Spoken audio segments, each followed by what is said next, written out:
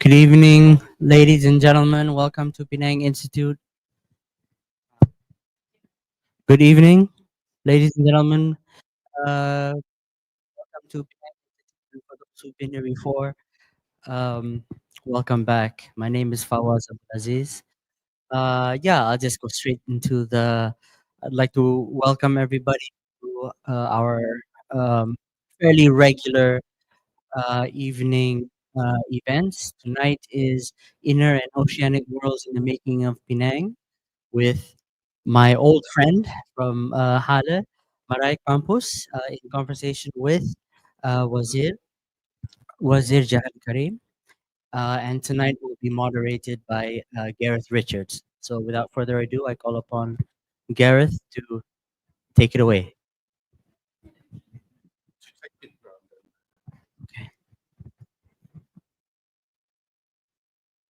Thanks a lot, Fawaz, for that kind introduction. So I've got to take it away. Okay, I'll do my best to take it away.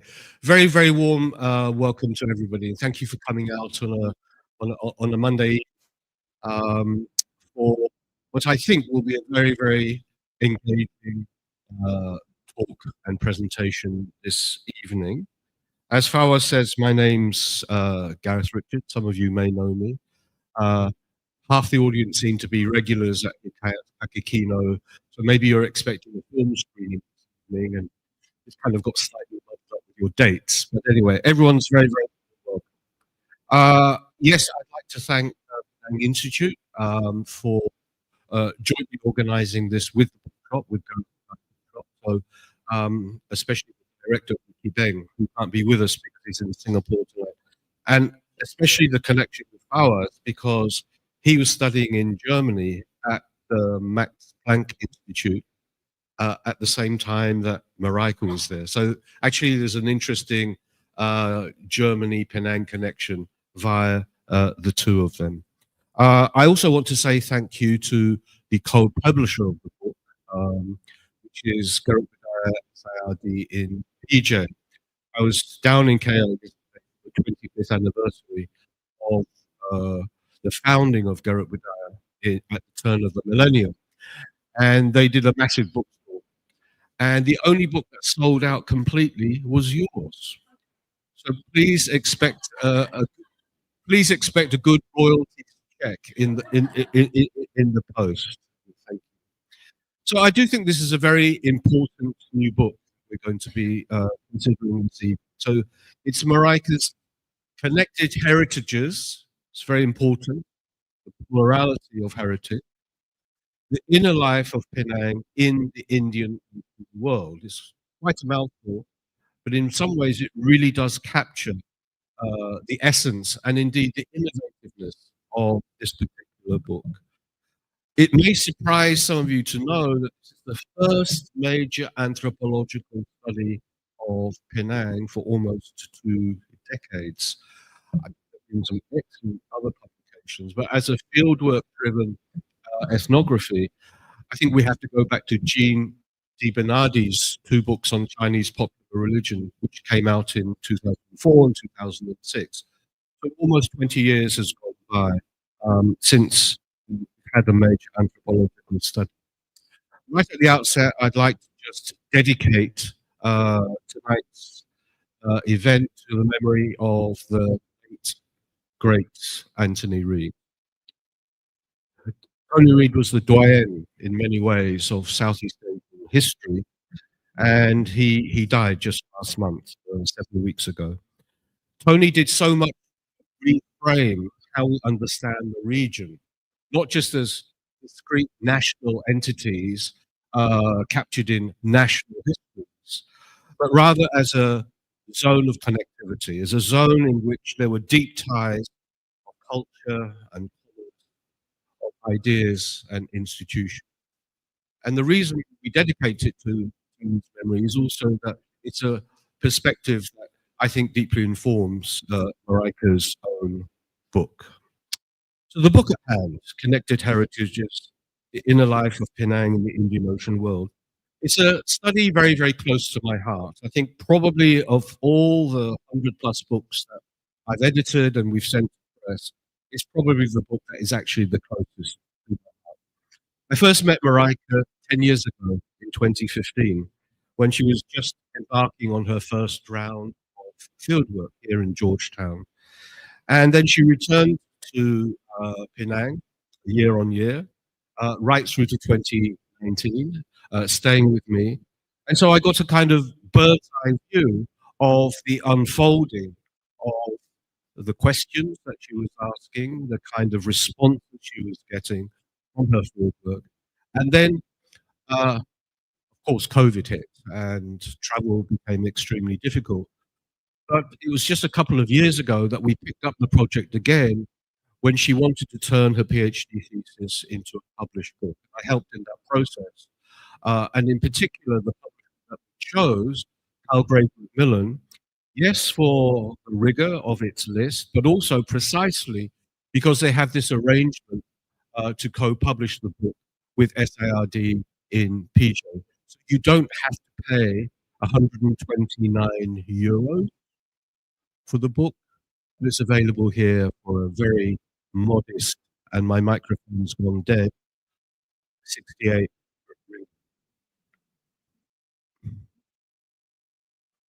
Is it still on? Okay. Um, to my mind, the book does something especially well. It captures uh, how tonight's discussion, I hope, will be framed. On the one hand, it bridges two scales. There's the intimate, the granular, if we like to call it an anthropology of the everyday. And this comes out beautifully in a series of vignettes and a series of case studies that look in fine-grained detail at the lives of particular communities in Penang, two in particular, which Marika will talk about, the Jawi Peranakan and the Baba Nyonya Peranakan communities. But what's very skillful is the book is set and nested with an understanding of a much wider world, the Indian Ocean world. And so that's why the talk is framed around this notion of the inner and also the oceanic. And it's a rare kind of study that pulled this off successfully, and I really, really do think it does. So let me introduce our two speakers tonight. So the author of the book, Marika Pampas, she currently lectures in human geography.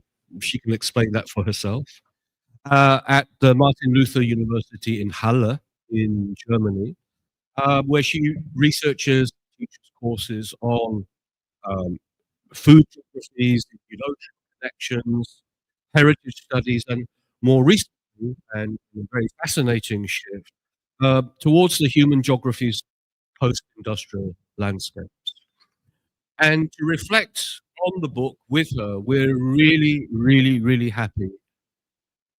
She's a Penang treasure, I should say a national treasure, although this is going to be her first time speaking here in Penang. Professor Emerita Dato Sri Dr. Wazir Jahan.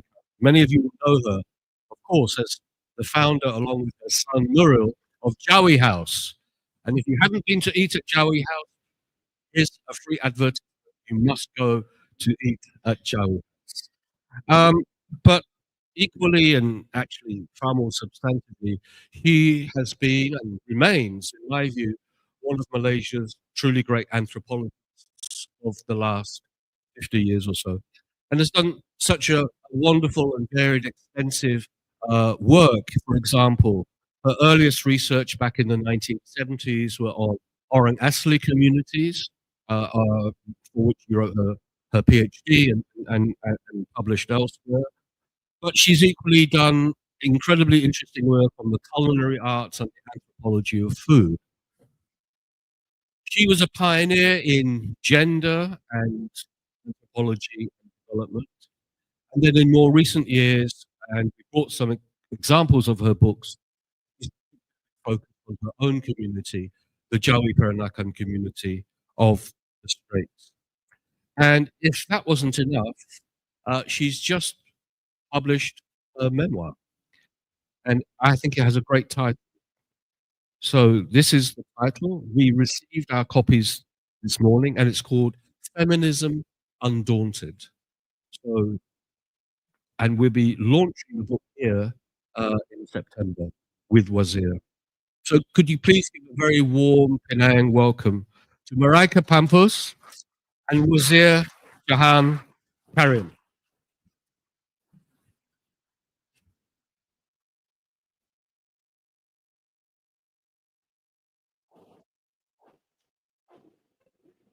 Wazir has to make a special entry. Reflects her eminence.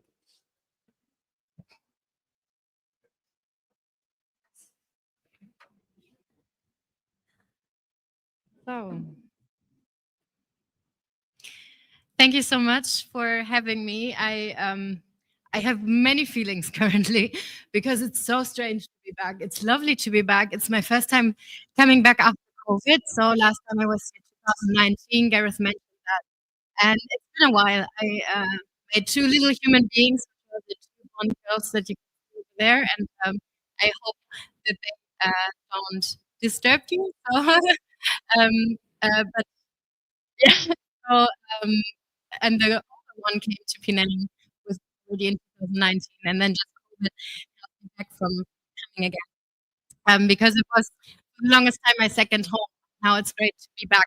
It's also I'm also a little bit nervous because I feel like you're the toughest crowd because all of you are experts on Penang since you live here, and I was always very grateful, and so thank you to all of you, not just for coming today, but also for your hospitality. Like every time I came, people were so welcoming and so warm and so friendly, giving me so much of their time, of expertise, and were willing to participate in this research. And it wouldn't have been possible without you. So, let me tell you about the book. Obviously, it's not possible to summarize the whole book in one talk, but I will try to give a broad overview first. It will be a little bit theoretic that you understand the combination of, on which Gareth talked, that it's always drawing back to oceanic connections while being very regional and very much about Penang. And to make it easier how this connection works, I tried to set the scene in a more theoretical bit in the beginning. Um, so basically, what I do normally when I talk about the project is to place Penang on a map. And I do it here. Obviously, you all know where Penang is, but it's also this map is, I think, really nice to explain what I'm gonna talk about. Gareth made the map for me. I wanted it to be very minimal and very basic, so that we see Penang in the Indian Ocean world with all the other, or with a lot of the other port cities highlighted in this map. But land and water do look equally. This is important to understand that theory behind this, because for the longest time, these have been seen as barriers where the land ends, and history, but also other disciplines, have looked more on nation states or regions that were defined on that were land based, basically. So, what happened with the oceanic turn, on which I will elaborate a little bit, is to see the sea not as a barrier, but as a connecting zone. A pioneer in this field was actually Fernand Braudel, and he didn't talk about the Indian Ocean, but about the Mediterranean. And he wrote not just one book, but a series on books, in which he makes many theoretical arguments. I will summarize just four of them, which are important to understand also Indian Ocean connection. So Pradel introduces the tripartite model of historical time. The first thing is the longue durée, so looking at long-term geographical structures, but also historical structures. Then he looks at conjunctures, which are medium-term socioeconomic cycles, and événements, which are more like short-term events. And he does that in order to emphasize how the Mediterranean geography and ecology propose deep temporal rhythms on human life that outlast political or economic shifts. The second argument that he makes, that the sea, rather than a barrier, the Mediterranean in this case, is conceptualized as fluid and as a connective zone, a pivot around which civilization, trade, and cultural exchanges revolve. This anticipates later oceanic turns in geography and history by framing seas as mobile and relational geographies. Burdell also gives sustained attention to physical geography, the winds, currents, mountain ranges, systems which condition human action. His Mediterranean is not merely a stage for empire, but an active agent shaping patterns of settlements, movements, and economic possibilities. And the fourth argument he makes is his approach constantly shifts between scales, like local ports, regional systems, imperial networks, and therefore he offers a model of thinking geographically about the sea as both a site of local livelihood and a world-spanning system of flows and currents. These ideas were later taken up by Indian scholars. There are many more. I just put up the three most famous, I would say, with their book covers that help them to transport these ideas to the Indian Ocean, which is obviously a much larger space and also historically with a even longer history.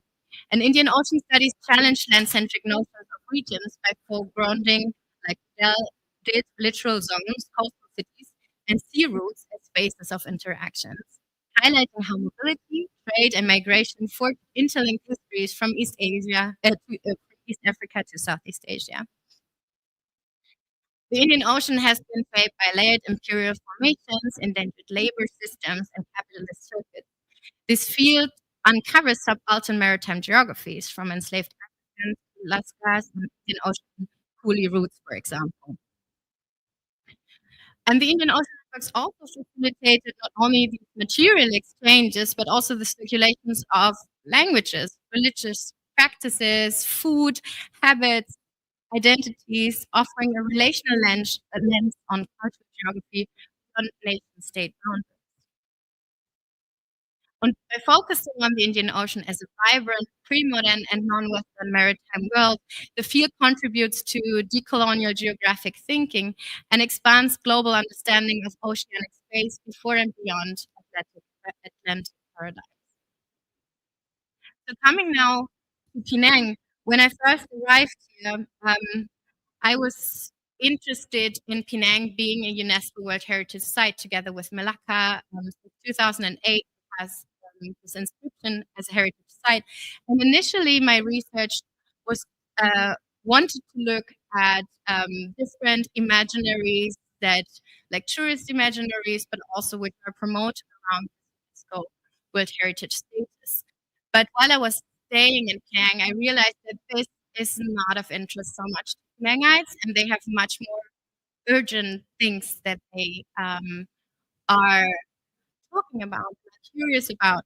So, as an anthropologist, in anthropology, I learned like if you design your research question when you are at home, but then you go into the field, and if your research question doesn't change, you did something wrong, because then you wouldn't have needed to go.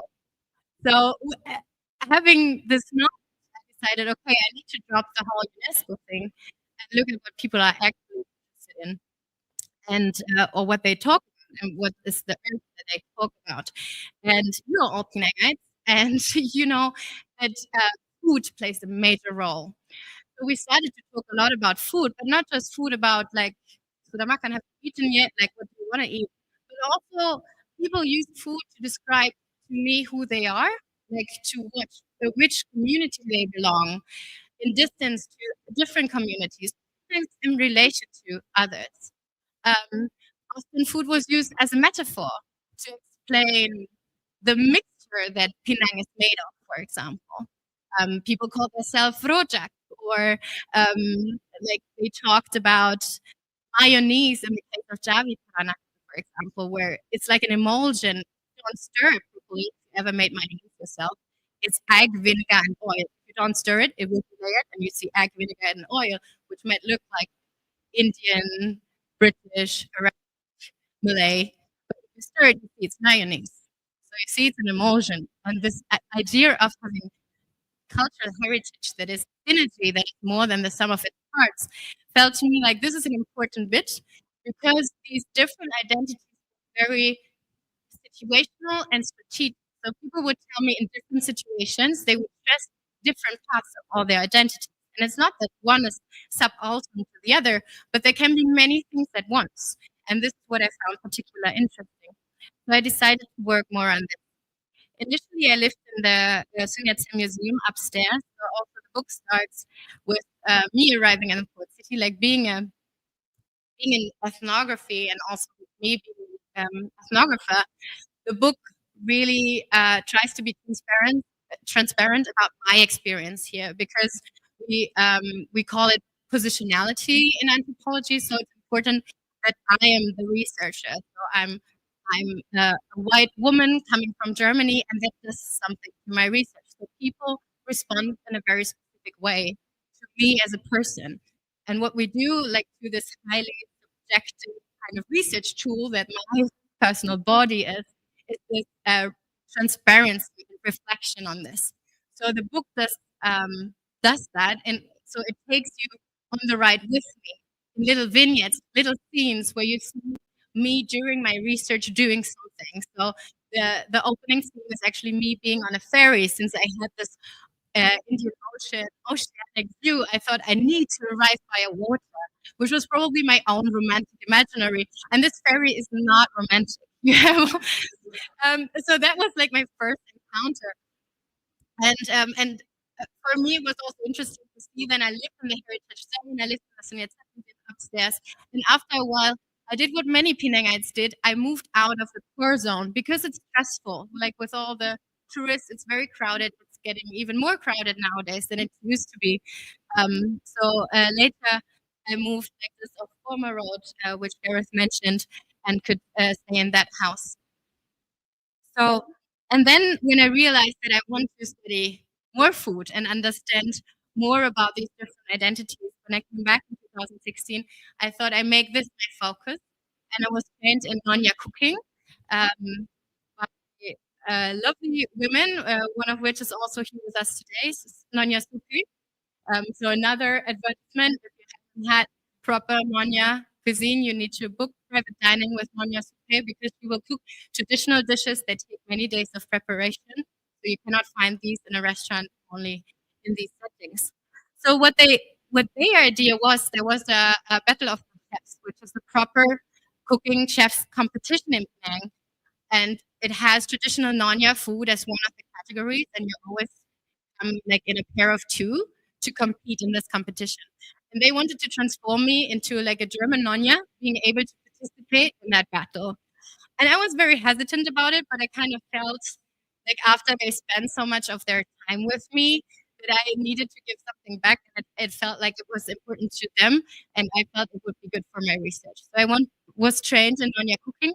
I cannot cook all the Nyonya recipes. I was trained in 8 dishes that I was supposed to cook at this competition. But these 8 dishes I know by heart. Like you can wake me up at night and say, "This is what happened. Now, what's the next step?"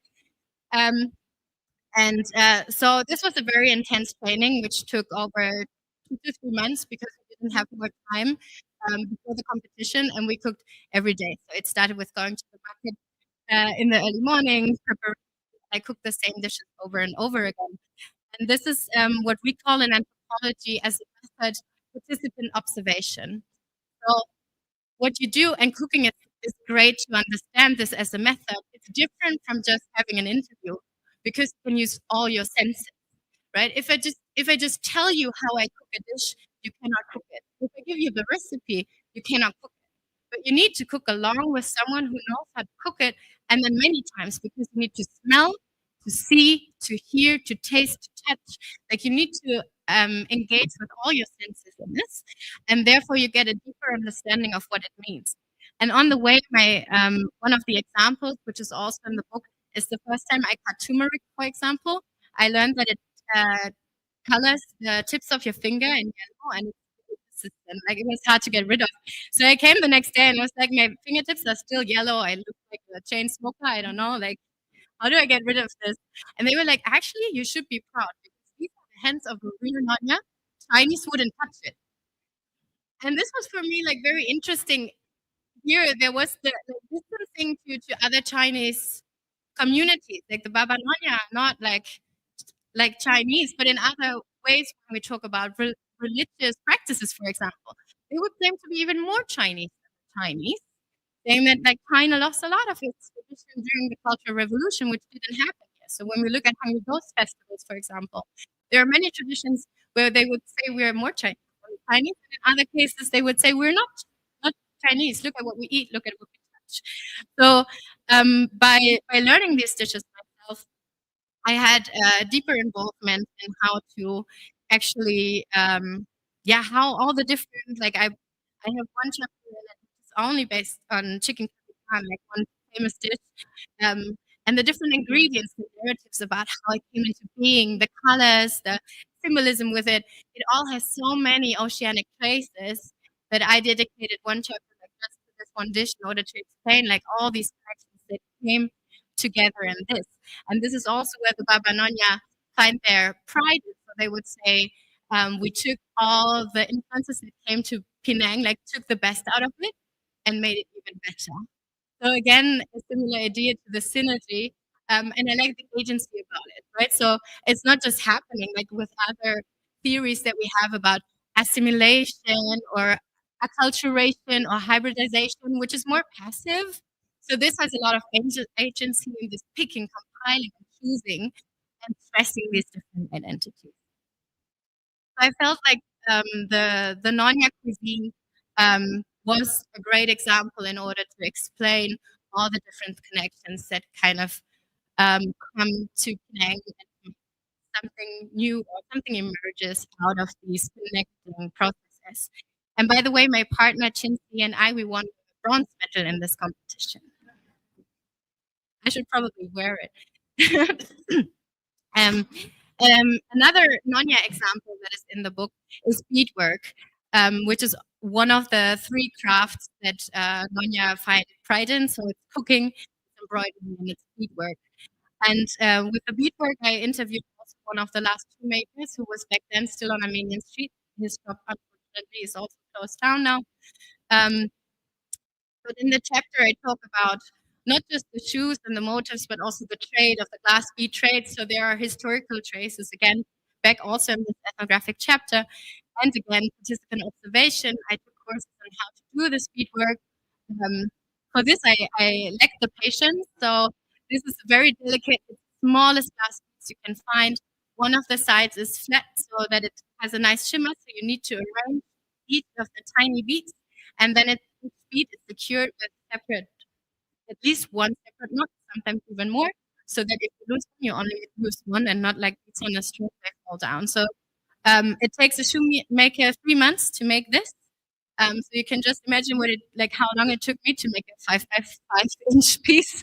But it was again very helpful for me to understand why this is a craft that also kind of represents the virtues of Nyonya with dedication, and it's laborious, like all the virtues that that a Nyonya should kind of embody is also visible in this craft.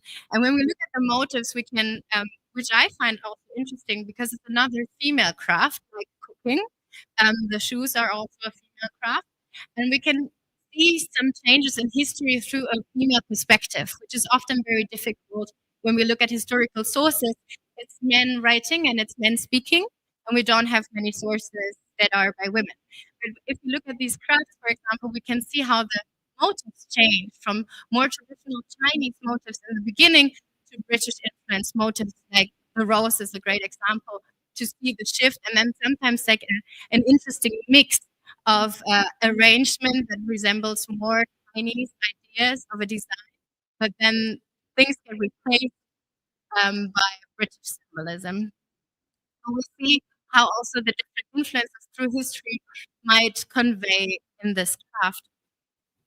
And finally, an example that I want to mention, which is also a chapter in the book where I look more on Jawi Peranakan, which is yet another Peranakan group in Penang that emerged in Penang. So it's also showing a lot of connection.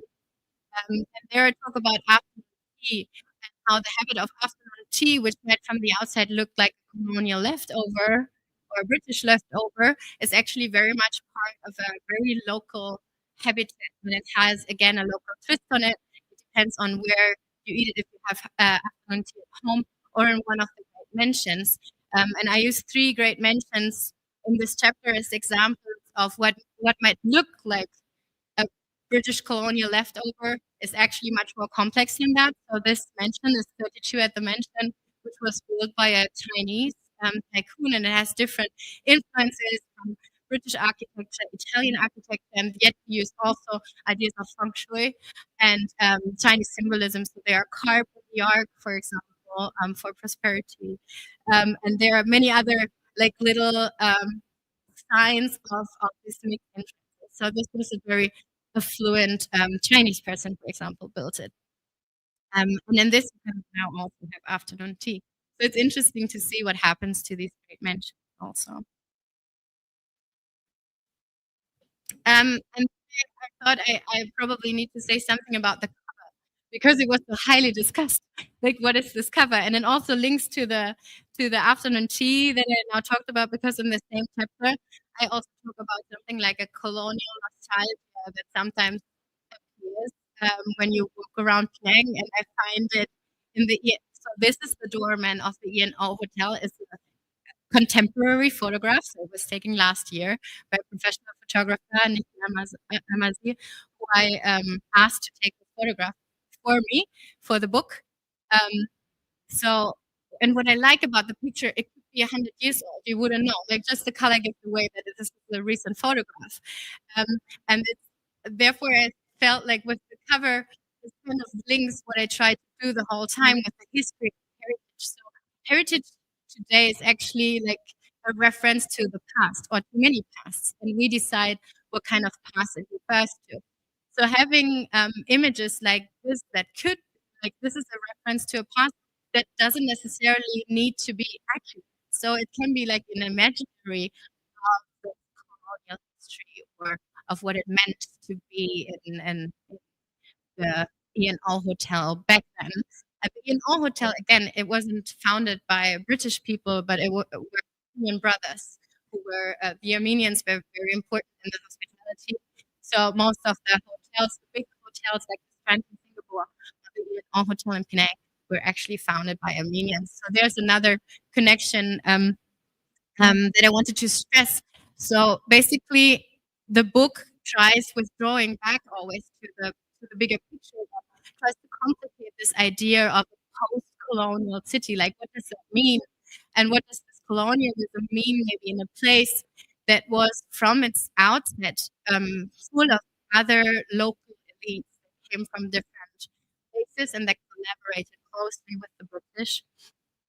And in the conclusion, so what I try to do there is also trying to draw back between the histories and the heritages that I describe. And I think that Georgetown exemplifies how port cities emerge from layered networking processes, be they economic, social, political, religious, about food, about eating habits, and that extend across the Indian Ocean and also the South China Sea. So when we look at Penang, we cannot only understand it looking at the Indian Ocean. So that is also what the book tries to do, to to speak to Indian Ocean scholars, but also pays attention to the South China Sea and the movement that came from there. And therefore challenging static or nation-bound views on urban heritage, because I think we cannot understand Penang if we try to understand it on a nation-based or land-based. I also say that everyday practices like cooking, beading, or eating, they reveal how Peranakan communities actively craft and transmit connective identities and heritages, and they negotiate through this belonging through material culture, sensory knowledge, and embodied skills. And by focusing on these local elites like Baba Nyonya and Jawi Peranakan, the book critiques an ethno-nationalist heritage discourse, revealing how port city identities complicate official racial categories and historical framings. So when I said like what was more urgent to people was because of the rigid four categories that everyone has to be in on their ID card. It was very important in everyday practices to stress who they really are, because often they fall between the categories Chinese, Indian, Malay, and others. Like it doesn't really fit with Penangai. Also not with a lot of other Malaysians. So this is also what I say in the book. It's not that connected heritages is only found in port cities or only found in Penang. I think that every heritage is connected. We all like every tradition was invented at one point. But a port city gives a very high density of these connections, and there are groups that emerge within this density where the reference is not to a distant homeland necessarily. It doesn't like refer back to China or India all the time, but it refers to Penang, like to a very specific port city, to Georgetown, even like to a very specific port city. And this I find interesting because it's different from diaspora studies. And we cannot understand it if we just look out, for example, in Baba Nyonya, if you just look out for Chinese, you will find Chinese. But if you start to look from connections, find many, many other things in there too. So it will actually limit if you try to look for where maybe someone came from 5 generations ago. And lastly, I say that Penang's heritage embodies both continuity and change, and linking histories of trade and migration with contemporary forms of distinction, identity negotiation, and subtle resistance to hegemonic national ideologies. So these everyday practices also help to submerge these fixed categories and try to explain better who someone is in this particular moment. Thank you for your attention.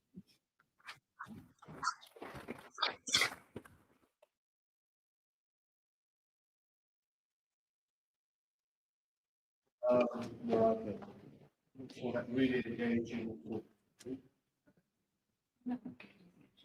So we asked Lucia, which she we discussed, and she's read the book to reflect on her reading of the book and also on what the writer has just shared. Thank you. Salams and greetings. I'd like to thank Gareth for inviting me to be a discussant for America's Interesting Study Institute for enabling this to happen. Generally, I find this a very lively and engaging book of how an anthropologist, America, sailed the waters of the Indian Ocean to disembark in Penang, where hybrid communities have claimed a presence for centuries amongst more dominant migrants at their home. With sheer astonishment, for better or for worse, I appear in the book towards the end on page 211 as Nurul's mom, and in the next few pages as a parent anthropologist who's quite a bit of a with a bit of a dubious ethnicity, a passion for deep red lips very now, and clothes of the 1960s. My goodness. Incidentally, it might be 1990. In the 1960s, we were wearing can and flat miniskirts of the Greece and website story era. You might not remember though. But I loved your So Marika and I met at after she mentioned Peranakan Jawi communities as having a fascination for afternoon tea. But it's just a coincidence that we met at afternoon tea at Suffolk House, where I was hosting some friends, Jawi Peranakan friends, and Nuril, my son, very precocious, asked me if I was a friend, Marika. He said, well, so I met her. Incidentally, I don't know these, and I don't regularly do them at Suffolk House or the, as you imply in the book. Because I'm and I've been to Suffolk House,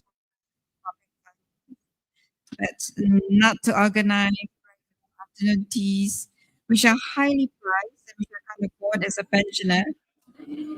And I would rather prefer teh tarik at Serabi House or Taman Satdon if someone was there, my dear husband, usually to navigate the deadly market. Okay. I like to focus more on the relationship of Indian studies with food because that's my thing, and I think I was fascinated by Nyonya Su's relationship with America, and I like to focus on that because I think that's really emotionally uh, binding for an anthropologist to understand that kind of immersion. Um, Now, America strings together several visits over 5 years. She produced two offsprings over 5 years and a thesis and a book. Amazing. So, an immersion into the culinary traditions of the Peranakan Chinese. And she learns to be a Nyonya, including the mastery of curry capital, chicken curry capital, and nasi lemak bubur. Now, these are usually Malay or Jawi Peranakan foods, but hot favorites of the Nyonya, of course. She learns the need to constantly connect to the earlier Baba Nyonya cultures of Malay and the concern for precision and accuracy in the reproduction of taste present rather than innovation or creativity. So this kind of tradition of immersion to reproduce exact is not actually associated with modern cuisines or modern foods. Okay. So the Malay term used for approximation is agak-agak, and she uses it a lot in her works to show that in the kitchens of veteran and elderly Nyonya cooks, everything is agak-agak, approximate. Take a bit of this and a pinch of that, and you throw a bit of salt and a bit of spice, you get your dish. But for Nyonya Sweet, she found this a trauma because she couldn't really work with the agak-agak notion of how to cook. So she had to depend on definitive recipes. Now, of course, you create your own recipes, trial and error, but this is what most cooks do anyway in any culture, whether it is Peranakan or very Peranakan. We all learn to do recipes of heritage dishes which have been passed down from generation to generation, which have not been written, right? So this process, I think, is very uh, intensely discussed in the book. Or what is I feel should be given more attention, maybe as a feminist, I'm not sure, is that poor Sweetway was key by the men to produce exactly the male desire. So she mentions how men leave the table if it was not reproduced correctly. So my concern is that surely over the years, a novice Nyonya would would uh, move from the sphere of culinary patriarchy, when men dominate how the food is cooked, how it should be brought to the table, to a more advanced, mature stage of culinary patriarchy, when the novice turns a master chef like you did and had the kitchen under control, like what most women want to have, yet the kitchen under control. This is not very like Nyonya thing, like a Jawi Peranakan thing. We all want to control kitchens. We all want the men to just eat and just eat.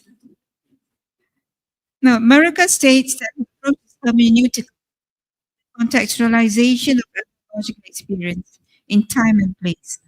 In the context of Indian Ocean, the anthropology of food makes an entry into the current Nyonya kitchen as a historic, rigorous exercise where the novice Nyonya, as, as actor, cook, and future of Nyonya cuisine, sacrifice innovation, creativity, personhood to uphold heritage. And what does the anthropologist make of this? She undergoes a cultural transformation herself, which has very nice described earlier. And she feels guilty of being a German young. And this is explained great pride in the book. If you can't actually master the art of being a Peranakan Chinese, you can at least be a German one. And be happy and proud of that even when you're in Germany and cooking for her dear husband when he's away from the Sami people. So this is her own unique ethnological experience. And it's important now in anthropology, for the anthropologist to focus on herself and himself to show the relationship between the fieldwork of anthropology itself, the immersion into a unique culture, the totally foreign culture, and the understanding of the culture in itself. So, what America is actually very good at in the book too, the way she relates every chapter to the historical episode at that time, from Captain Francis understanding to current trends in ethnic politics, and raises the idea of colonial nostalgia, of residents wanting to recapture Georgetown in full glory. Of course, we were all part of that, and we actually are guilty of this. We wanted Georgetown to be recaptured in nostalgia. And of course, the celebration of Georgetown and Malacca as World Heritage Sites was a major anchor point here. Now, but for the Baba Nyonya culture of Malacca, the recapture of Malacca as a World Heritage Site made, made Baba Nyonya culture an anchor component of heritage, and it allowed them to bring forward tangible and intangible heritage back to life because it was like really reconstituted through associations and really through groups, and not necessarily through the living communities that were there. Basically, a lot of it was uh, gatherings of not really all family, but gatherings of associations. And even now, it is actually a component of the reconstitution of culture in the form of modern organizations and agencies. Now, the important thing about Marika's comparison Chinese Peranakan culture and the Baba Nyonya culture is the question of originality. Now, we understand that Nyonya Sweet was always made to be concerned for originality in the cooking. But I like to understand if this whole revivalism of Peranakan cultures in Malaysia, if the Baba Nyonya community in Malacca claims an identity different from the Peranakan Chinese community in Penang, and if they have claimed the stamp of originality, and all this started first at the Jawi Peranakan cultures of Penang, Singapore, Medan, Surabaya, and the whole of Southeast Asia and the Indian Ocean is actually a manifestation of the earlier Babylonian culture, which is pre-colonial and not part of the colonial history. So they can actually create a non-colonial nostalgia and and put a stamp on pre-colonial, be part of the pre-colonial history of Penang as old as yeah. So I should also like to mention that the concern for gender and social hierarchies, which Nyonya Swipe talked about, actually it's not discovered Nyonya modern because um, the Peranakan cultures actually do favor English and Royal Malay nobility as part of the culture. There was a general adoption of English education, professionalization, corporate capitalism, patronage of the arts, and they were comprised of the powers in the streets of Malacca. They easily communicated in Creole Malay, good English, beneath the declaration of secondary wives, when the earlier Chinese traditional families did not. And they enabled their daughters to be educated overseas. Daryl Yup studies, actually very interesting, the King's Chinese from barber to banker, because she explains the extraordinary transformations of a poor Hokkien family from fame to fortune and the adoption of a modern lifestyle, although faithful to tradition and religiosity. Hence, the domestication of Peranakan women, it needs the kitchen, may not be a constant factor, for in post-independent decades, Peranakan Chinese and Jawi women broke away from these traditions and became extremely concerned for their own autonomy. And in the process of this, also concerned for the prestige of being a Nyonya or a Jawi Peranakan. So I I believe that although all Chinese women of less education in Malaysia were subject to domesticity at one moment in time, the fact only those that had to obsessively learn to cook certain nyonya dishes derived from Malay, like the nasi lemak kukus or kerabu or Jawi Peranakan, suggests that they were part of a privileged community. So the mastery of this kind of foods made them belong to a privileged community, which the rest of the Chinese communities were not part of. I would think that the feminist approach would show that it is the women who uphold the cultural of the Peranakan community. It is Babylonian or whether it is uh, Chinese Peranakan. As they move from novice to master to engage in the process of cultural reproduction. So towards the end of the book, America moves into yet another complex scenario of cultural hybridity, where she reintroduces the Jawi through my own cursory community as aging a class above the Malays. And other sons write a vivid description of them, downtown Abbey actors becoming Malay. Now, I did not know then that I was a woman from America. And if I had known that, I would have taken her aside and really like worked her through what Jawi Dragon culture is about.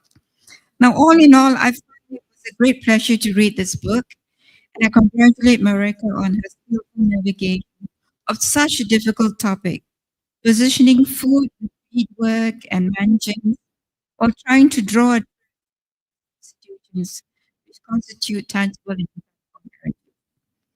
I believe that this study will make a baseline for future studies of the Peranakan Chinese in the port cities of Southeast Asia. Thank you.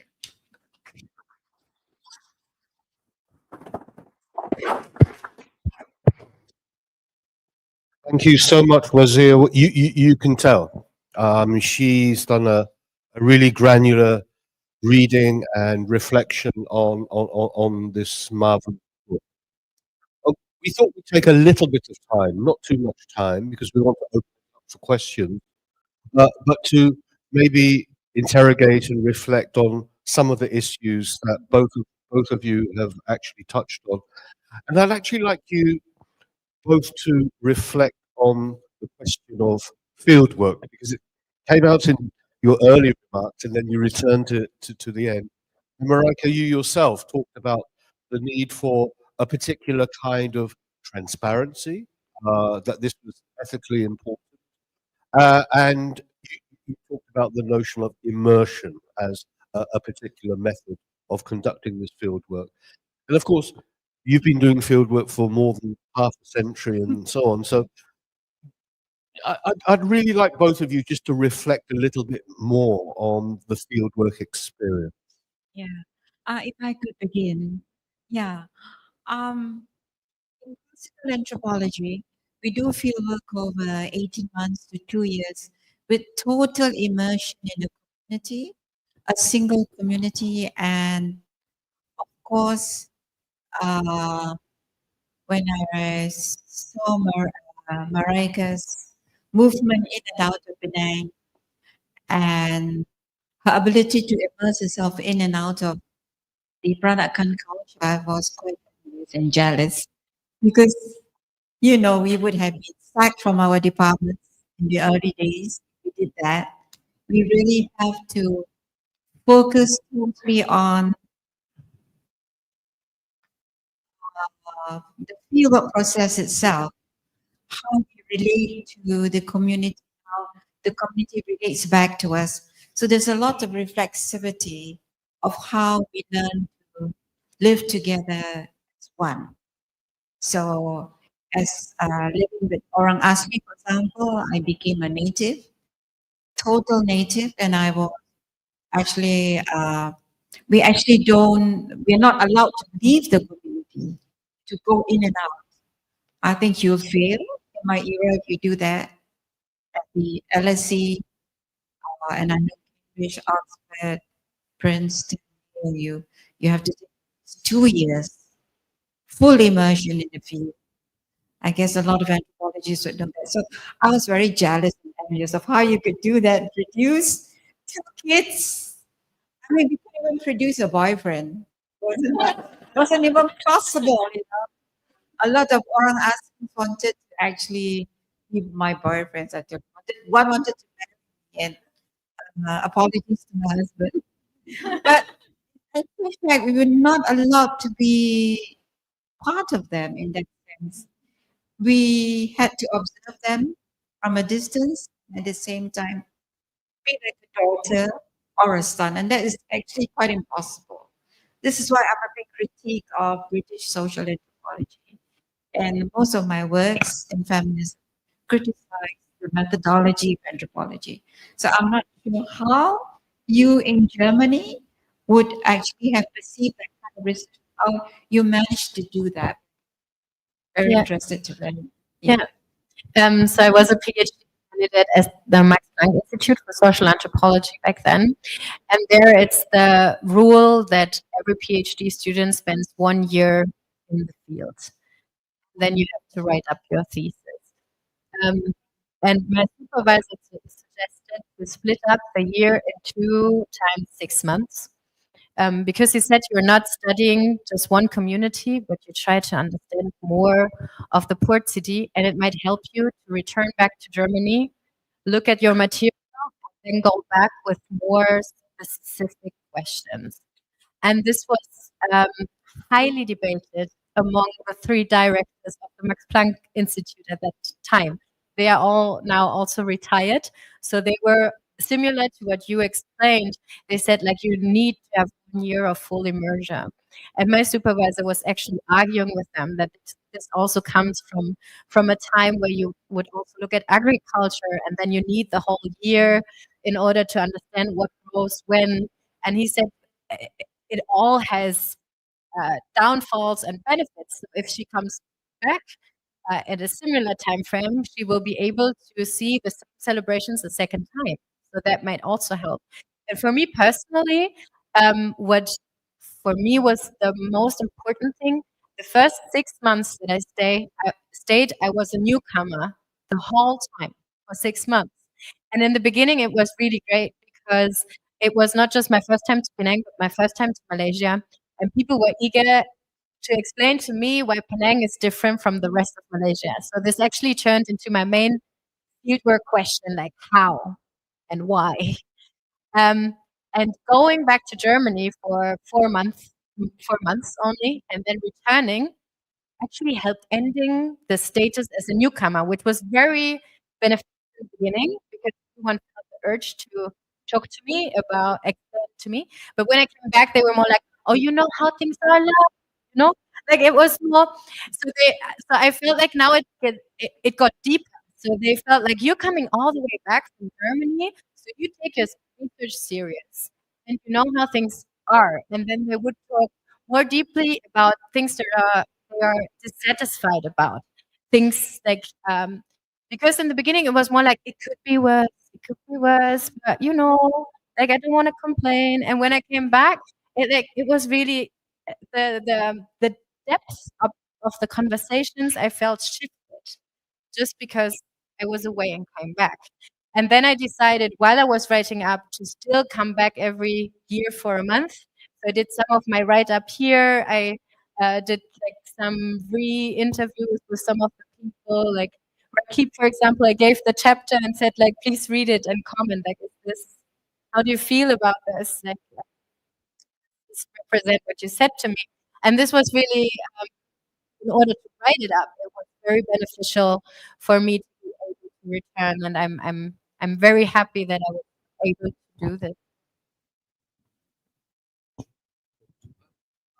Well, I guess, that was also very difficult to string together the different scenarios in Penang over 5 years. I mean, it might in a way be easier if we were in that community for a longer period of time. And of course, in British anthropology, the supervision is very thorough. Your supervisor actually goes to the field and watch and ensures that you are actually in the field and that you have actually not left for like a few months to visit someone outside the field and all that. So you are, if you read memoirs, you'll find you'll end up being a wretched soul, actually, not being able to do anything but to be. It's a kind of entrapment in a way. So there are all kinds of feelings that emerge, all kinds of emotions, which you would be scared of because you would be going like in a way. Yeah. I want to highlight another possible contrast between your experiences because British social anthropology tradition was the small scale community. That's what you looked at, you immersed yourself in, almost a self contained community. And one of the critiques of British social anthropology was that it wasn't very historical either. So you sort of captured everything in this ethnographic present tense. Uh, that's very, very different from the approach that Marika was able to say. And I said in my introductory remarks, I think one of the most remarkable aspects of the study is the way it bridges between this macro level oceanic worldview on the one hand, and yes, the microscopic granular study of food, of feeding, of hygiene, and so on. So I'd just like you both perhaps to reflect on those, on the sort of multi-scalar project of yours versus perhaps the more focused village-based study that you were immersed in. All right. Yeah, that was the challenge from the outset, saying like I want to study a port city, not just one community. And I remember my first time that I met my friend Nurul, your son, that you referred to, because I was living on Armenian Street, and I went to Jawi house to eat regularly. And after a while, he came out and he was like, "What are you doing? You're not a tourist. You stay too long." And then I said that I'm an anthropologist and I do my field work here. And as I was like taking a breath to explain what an anthropologist does, he was like, "Oh, both my parents are anthropologists. Which community are you working on?" Um, and this was interesting for my research also. So it was because there I couldn't just say like I work on one particular community because I work on a port city contemporary and historically. So that is difficult. And it was also interesting for me and very specific, I think, for this fieldwork that I spoke with highly educated people most of the time who participate in a very particular way in the research because they are like also trained in academic discourse and they know academic terminology. And then sometimes it was difficult to carve out like what what would you say as a layperson just on a regular day, and what do you say because of your highly educated background? And, you just now said I would have prepared differently, and I didn't want you to prepare. I wanted you to be yourself and just explain on the, like really be part of your everyday, like not be part. I mean, we can have conversations on a scientific academic debate, maybe like now, but I also wanted to see like what is the everyday like? What do we talk about on an everyday basis? And that is yeah, that makes it was challenging from the outset and it's still I feel like the book doesn't do justice to the Penang inner worlds because you could say like where are the Tamils? Where are the Cantonese? Where are the I mean, because they are all in the beginning when I talk about the migration history, um, I talk more about the different groups, and then as you go along in the book, they tend to be less in the focus, and only towards the end I say more about connectivity and the multiplicity. but not explicitly about these groups. And you can write so many interesting studies on Penang communities because I think they were so specific within the port city history and context, but then also they speak to larger issues in other diaspora communities, or as you said, like with Baba Nyonya, which you find in other port cities too. There I find also interesting that they would sometimes like refer to them as other Baba Nyonya times Peranakan, and sometimes differentiate themselves. So my Baba Nyonya in Penang, they would say we are northern Baba Nyonya. Malacca and Singapore are southern. So the food is different. Again, it was the food, right? So you have more Portuguese influences. For example, in the curry, you find potatoes you would not find in the northern Nyonya style. Or you have more Thai influences in the northern Nyonya style. So they would draw to other connections that Malacca doesn't have, and Malacca has connections that Penang might not have. So it was again very situational. What were the points of references? It was hierarchical. So Yeah.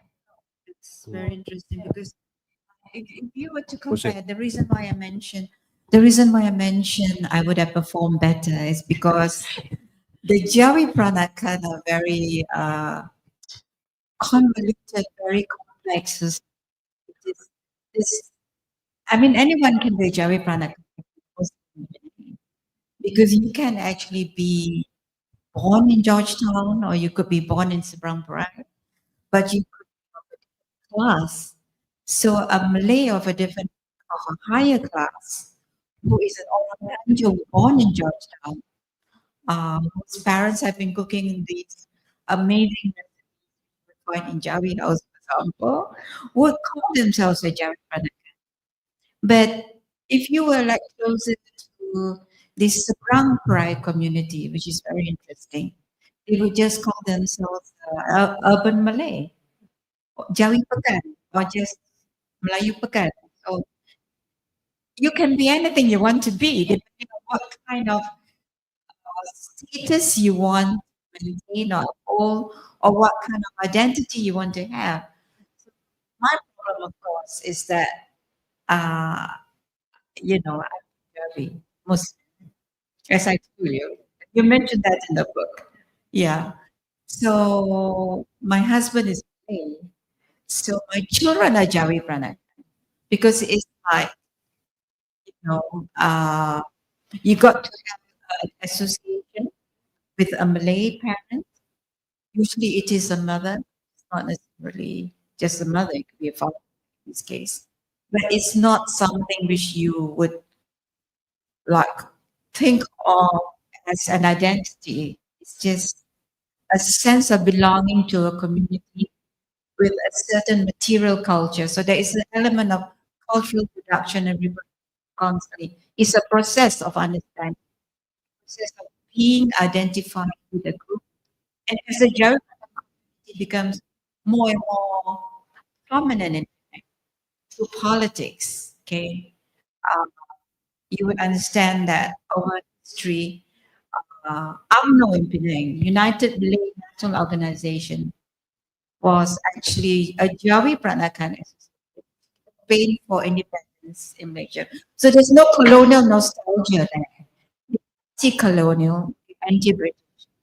But they are a class above. They are a class above the Malays, but they want to be like the Malays to obtain independence to be political masters in the game.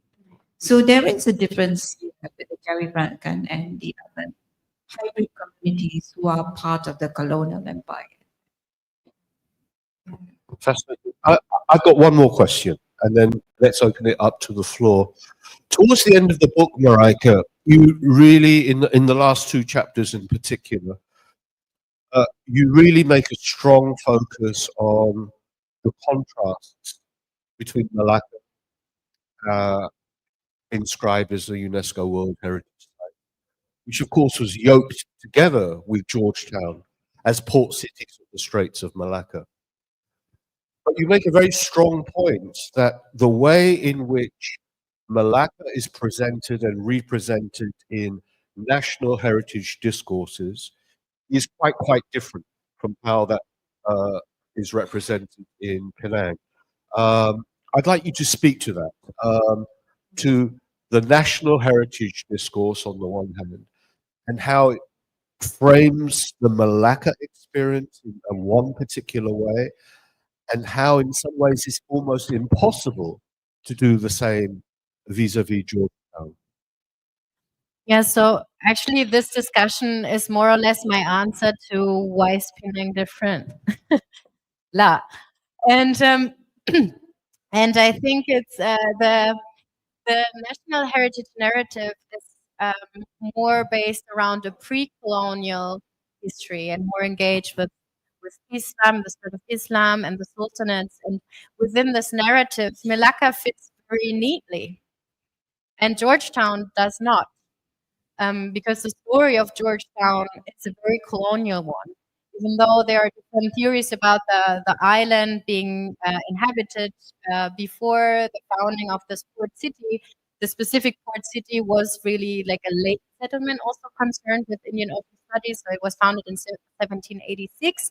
It's relatively late for Indian Ocean history, and therefore it does not, yeah, sit neatly within a colonial national heritage narrative.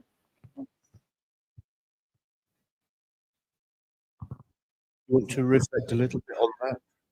No, I totally agree. I think the two entities, Malacca and Penang, although they got similar status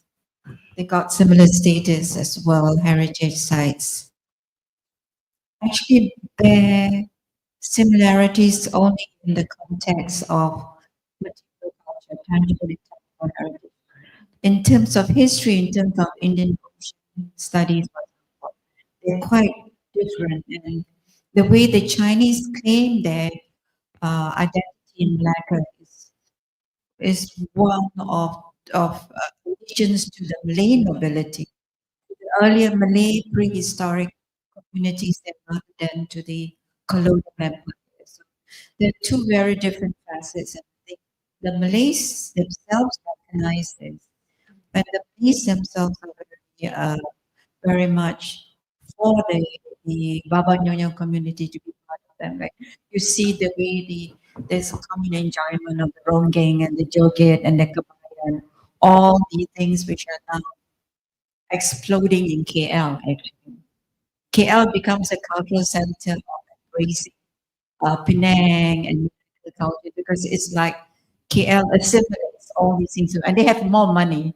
They have more money to pay $1,000 tickets for all these functions, which actually embrace this culture. So those would be maybe the center of rediscovery of Peranakan cultures amongst the very rich and famous. I think. Yeah. Or merely its consumption?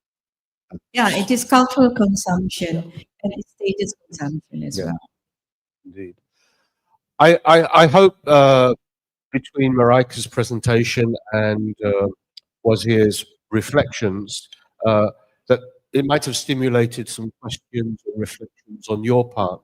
But this is not the time to be shy. This is not the time definitely to look at your phone because your phone should be turned off. Do we have any questions or reflections from the floor?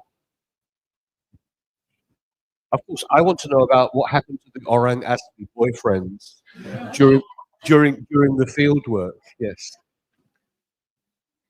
Anyone? Faust.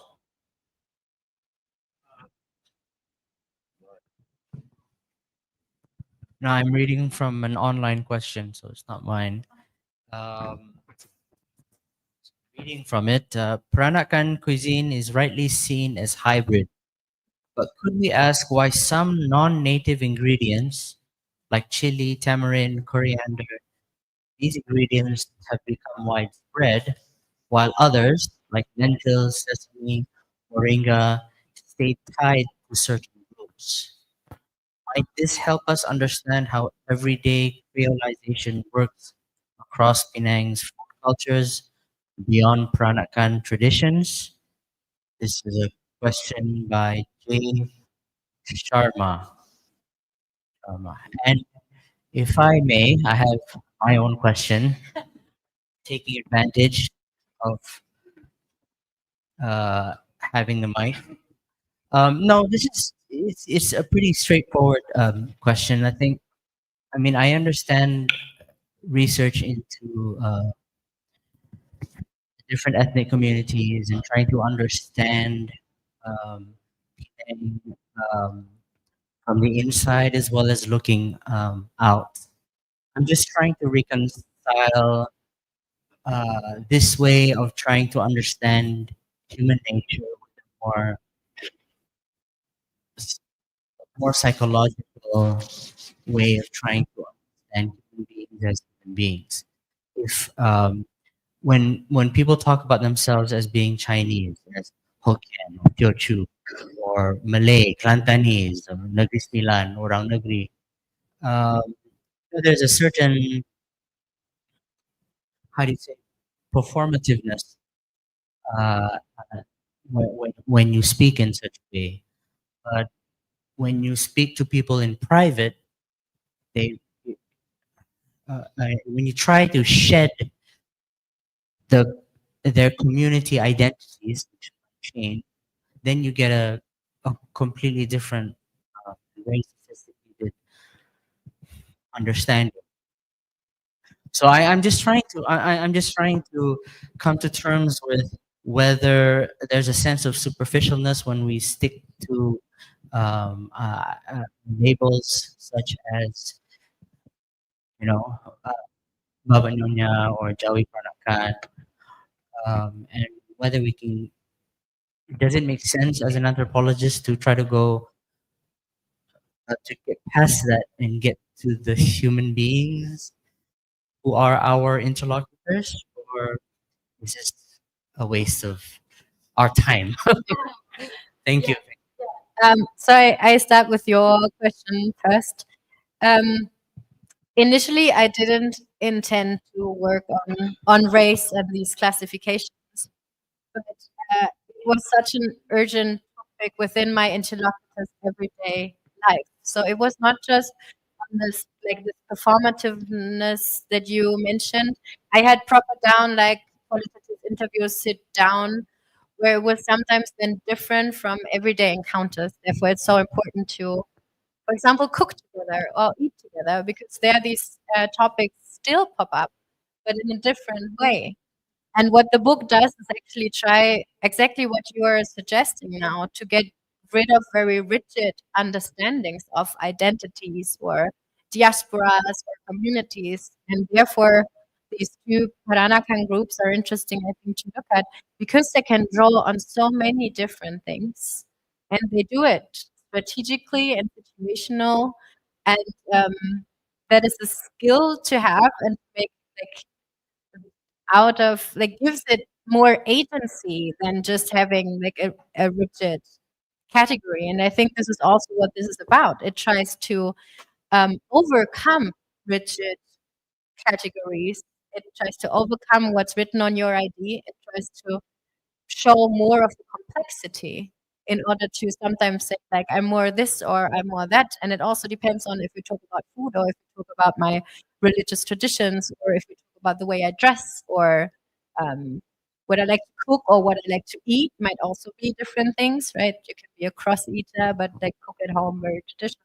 Like and all these kind of things I try to convey in the book that we cannot understand identities as something fixed, but it is about more about belonging, and you can draw on different connections. So I don't talk about hybrid, for example, or assimilated. Not that I think like it's not. I just felt like this doesn't explain more. I wanted to look more on how can we understand this hybrid or assimilated. So to look more at the connections from the outset, and make the connections the connecting bit.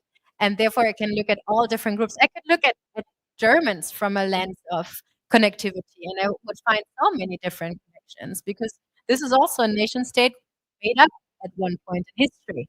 And these traditions are also made up at one point in history. And it's interesting, like for me at least, and this is also the title of the book, to look at the connectiveness and on heritages in plural, like we do with histories nowadays in plural.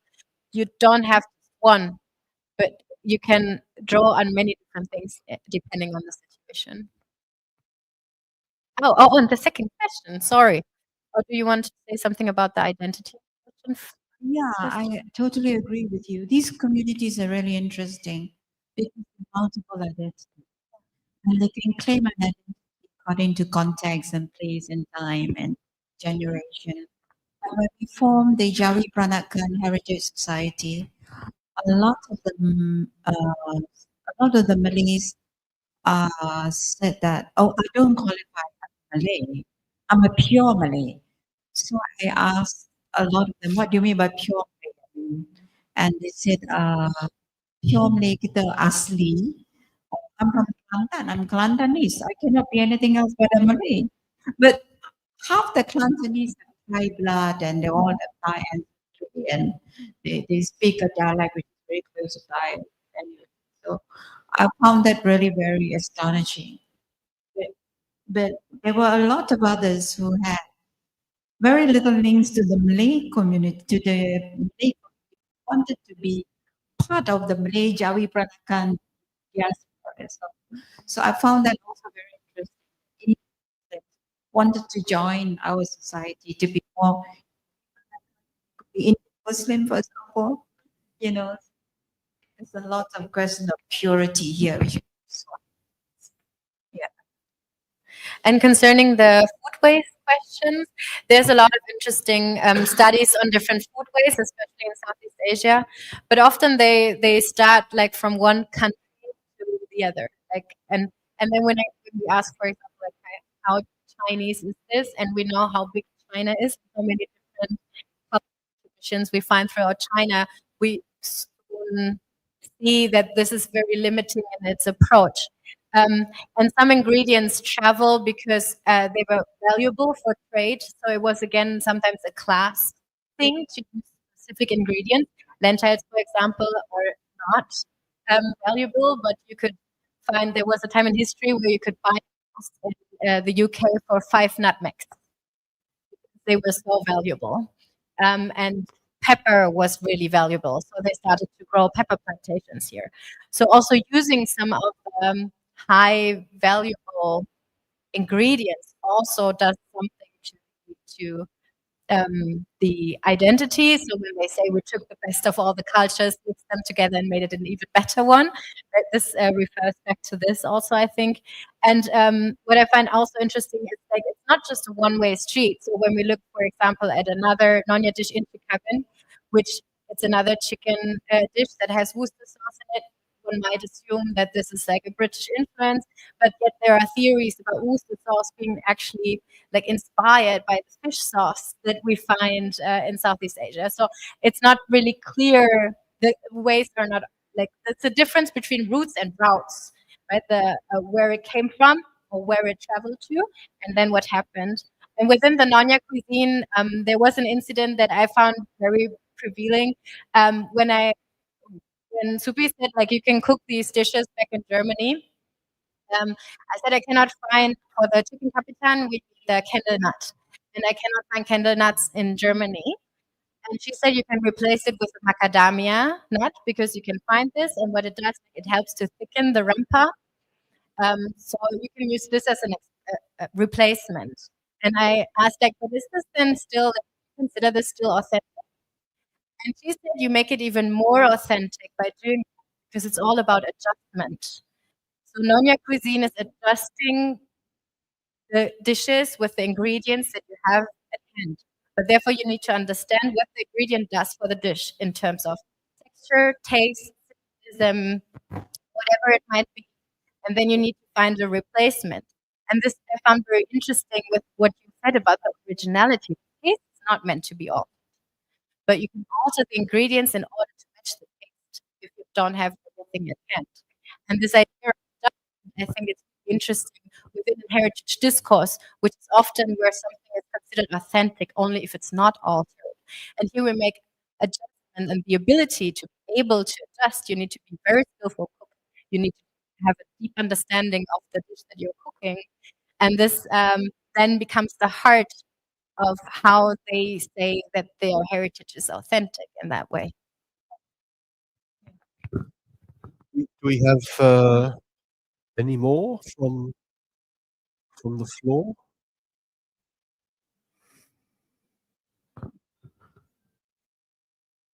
Obviously, Penang is a very interesting place, a melting pot, and Penang being a heritage city. But from the perspective of my Malay friends, they're saying they're stressing on a wrong culture. They're stressing on more of the colonial Chinese rather than the traditional Malay culture. And from what I heard today, you have the Jawi Peranakan.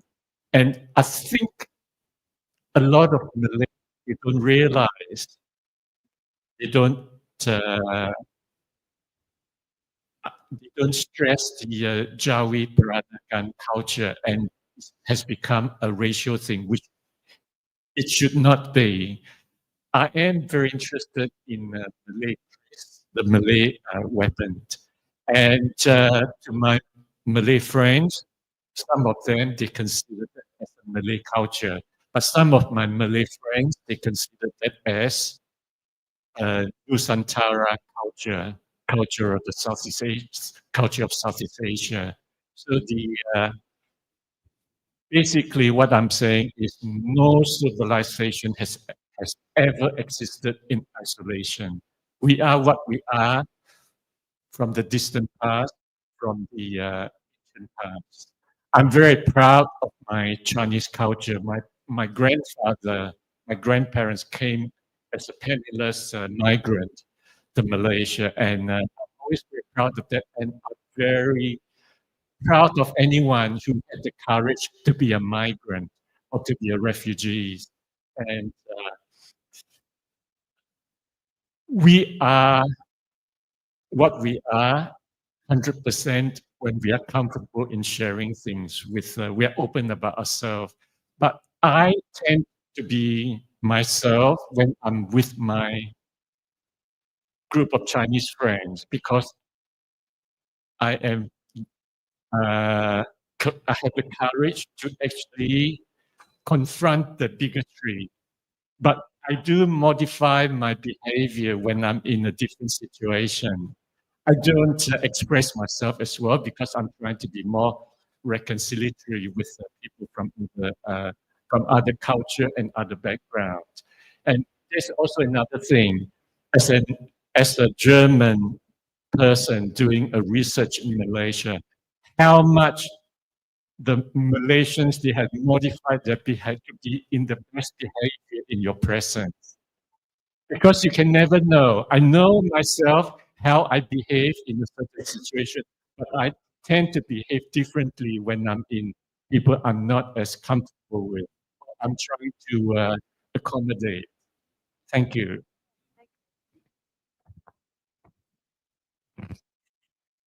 Yeah, I can totally second what you said, that there is no one living in isolation. And this is also why I made the title of the book all about connectivity. It's, the whole book is about exactly this, like that the connection in every heritage, be it a port city or not. I just used the port city as an example to say this. So I have an anthropology that's saying small places, large issues. And I would say Penang is my small place. We're talking about exactly these things. There's no heritage in isolation, no identity in isolation. It's all historically connected, contemporary connected, and we can look at these connections in order to understand more about the complexity of people. And I think what you described is very normal, and this also is, I think that is for everyone the case. Like also for me as a German, I feel differently in different situations, and there would like more comfortable or less comfortable, depending on the level of like how deep you know each other. And there would really come back to what I said about the thing of returning, like coming back. This really helped with the depth of the conversations I have. So I think formative aspect of what you said, like they behaved very well, like they showed their best. They did that in the beginning, but it was I think helpful to understand like more general the or what I now talk about like a national heritage narrative, for example, or what is like the general narrative that we find on the street. Like what how do you sell the place to people, right? So this was also interesting to see what do you consider your best behavior and what do you want me to understand about this place. It's interesting. And then when I came back, people would start to complain more, but I realized it was when I did that too. So I needed to relax in the beginning because, as I said, it's like full immersion and walking around the city. It was work for me 24/7, right? Every conversation was kind of field work. And in the beginning, I kind of stressed about this, I think, because I also felt like I needed to behave in the best way possible. And there I am as a German. For me, racial discourse is I feel very uncomfortable. We don't use the term race when we talk about humans anymore in Germany after the Second World War. So it has a very strong connotation, and yet I found myself in conversations a lot where it was about race. And I needed also then to reflect about how I feel about this and then carve out what do you mean when you say that? And the more I relaxed and be like, you know what, this makes me feel like uncomfortable. Like the more I shared about my feelings, the more the person in front of me also shared about their feelings, and we had deeper conversations. But this is not just research; this is like every human interaction. So I like for this, it was important to stay here for a long time and to return and to really also give away a lot about myself, like share a lot about myself and how I was brought up and about racial discourses in Germany and what they mean. And then in order to kind of use this as a contrast to what do you mean when you say this and how does it make you feel? So that was yeah, obviously it always comes with like you do your research at home, like in a culture that you're familiar with, that has benefits too, because as you said, you can relax around your friend, have a different connection, maybe a deeper connection. But coming as an outsider also sometimes help with this contrasting and try to figure out what it is that we talk about. When we say the same word, we might not mean the same thing. I can remember the day, Marika, in 2016. So it was on your second trip, and we were at the house, and you said to me, "I've never expected to be in a society where everything, but everything, is seen through the prism of race." I said prism, but it could be the prison. No, prism, Yeah, like no, I know. Yet, but also the cage, the cage. And she precisely made that point that in any well, of course, German politics has changed over the last year, and race discourse is now being mainstream. But at least in terms of the educated academic world in which she talked about, she said we purged ourselves of that way of thinking, and yet here it's the everyday discourse. It's how people relate to each other. Uh, ever so, and you were shocked. I don't know if we purged ourselves of the way of thinking, but of the terminology. And these are also two different things, right? If you just don't say the word, or if you stop thinking that. But it's difficult for me to give this talk in German because I wouldn't know what to use. But Yes. if I can just you're much more homogeneous community than we are, and we are constantly struggling with the idea of what is a Malaysian. We don't even know what our identity is. Yeah. So the minority and majority relations is another big issue. I've lived with minorities all my research has been on minorities, of course, on women as a minority still, and now with the Jawi Peranakan. I just gravitate to these communities because they are constantly juxtaposed against a more dominant, more proud, more politically maneuvering kind of a society, which is very hard for minorities to get into. If you look at the situation in Sabah and Sarawak now, there is an uprising of minority sentiments vis-a-vis the dominant Peninsular Malaysia sort of thinking of what is a Malaysia. And I think we have a long way to go before we can really understand ourselves. It's not easy to compare Germany with Malaysia, I think. Yeah.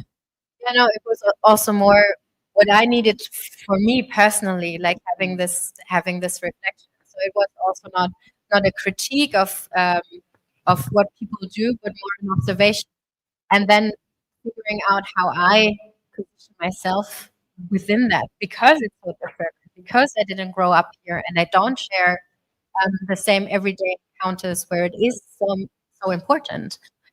So therefore, it turned like also into one of my research questions to try to understand it just better. What do you mean by this, and how does it shape your everyday life, and how do you shape it through your practices? Was it Francois or was it both? Are you going to do it together in unison? You don't know what you want to ask. Okay.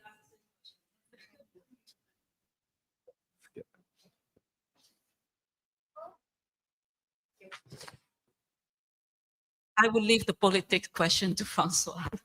I'm going to ask about the theme that that you are mentioning during the talk about connection heritages in plural.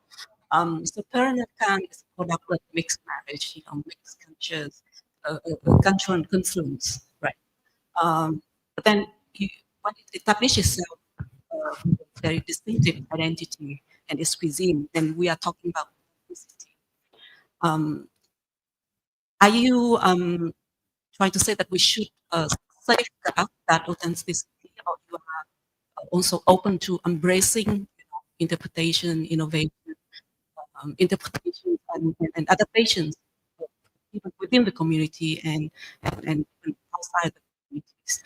I'm asking that question because in the current context, for example, in Penang, we have the ban on foreign workers to cook certain Malaysian dishes. Okay, so I would like to hear what your thought on that. When it's a product of mixed heritages, and now should we keep authenticity or we allow it to be continued, evolving, changing? And also the second part of the question would be when you talk about identity as something fluid, right? It's organic, and now we have a process. The state actually trying to, uh, intervene or try to regulate or shape the processes. So what do you think about that? When the politics get involved. So as an anthropologist, I don't give advice. I just observe and learn from the field. And in terms of authenticity, I would like to share what I've learned. Authenticity comes through. And you can take this idea further than ingredients, right? You can adjust to the circumstances you are in, be it political, social, economic, um, geographical. So in order to adjust to keep it alive, make it more authentic because that's what is always is, I think. And not just Peranakan heritage, but every heritage. As I said, like everything was invented once. So to consider something authentic only if it's not altered carries a specific danger with it. But you could try to adjust in a way like don't change the taste, but maybe change the ingredients. Like also take this as a metaphor about how to adjust to the political circumstances also. So I think this is a creative way to try to embrace more of this complexity because we're not just we don't fit within these like fixed categories and it's more complex, but this is like what every social scientist would tell you, but maybe try to embrace more of this complexity in the everyday encounter. And I would wish that you feel as comfortable with all the other Penangites as you do with, I don't know, with the community that you might belong to. That is what I would wish for, and I think that is the case with some people already. Yeah. Francois?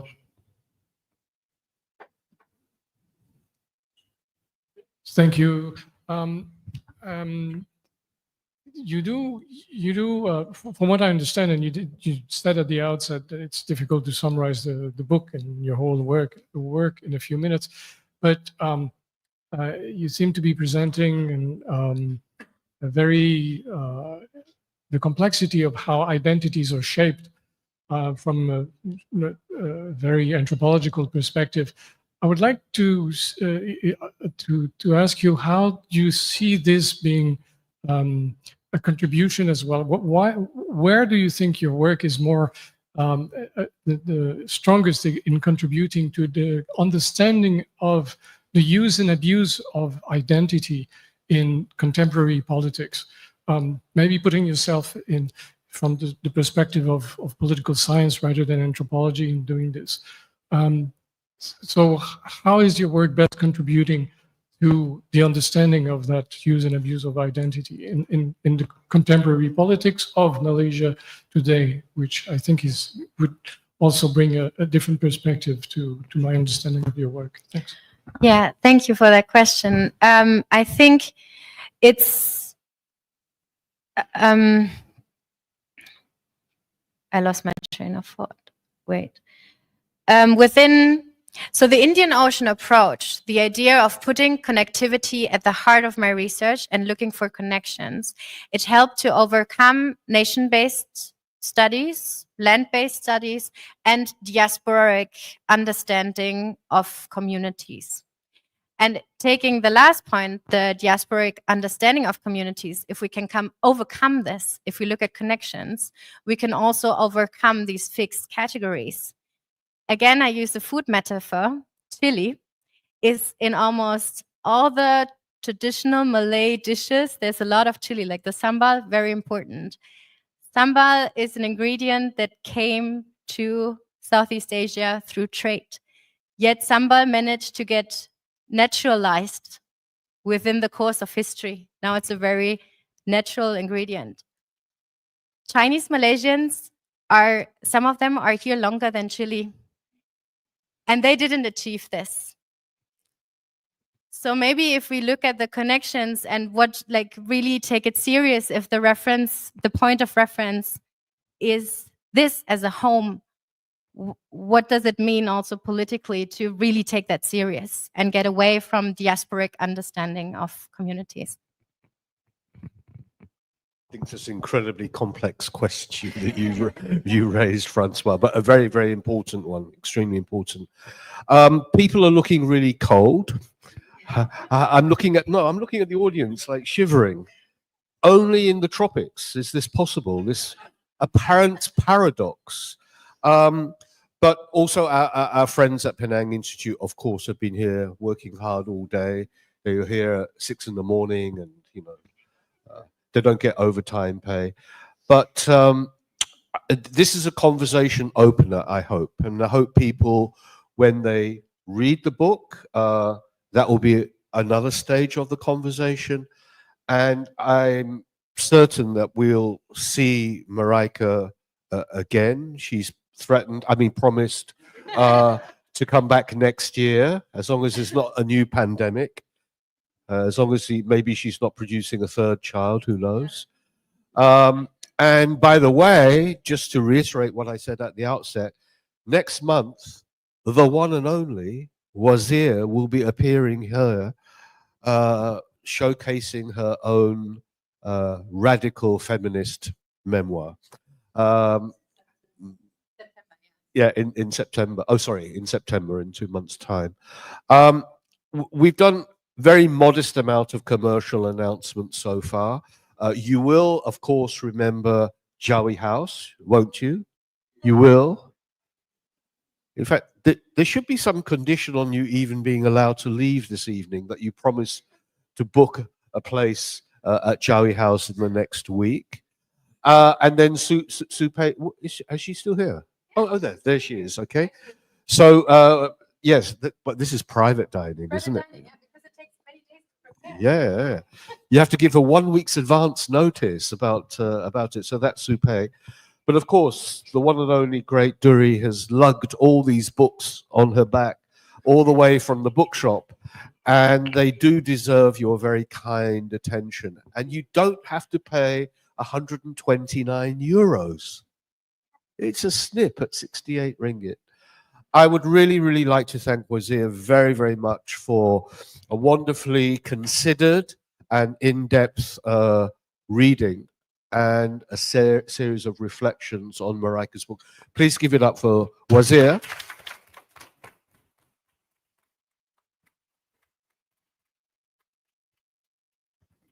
And of course, our really greatest thanks should go to Marika herself.